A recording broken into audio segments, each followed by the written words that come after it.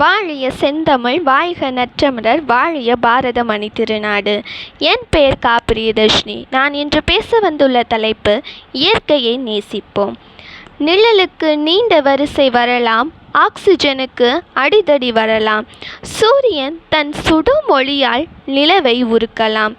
தங்கத்தையும் விஞ்சி தண்ணீர் விலை போகலாம். மழைக்காக மனிதன் காத்திருக்கலாம். சூரியனின் சூடு தாங்காமல் கிரகங்கள் உருகும் நாள் நெருங்கிவிட்டது.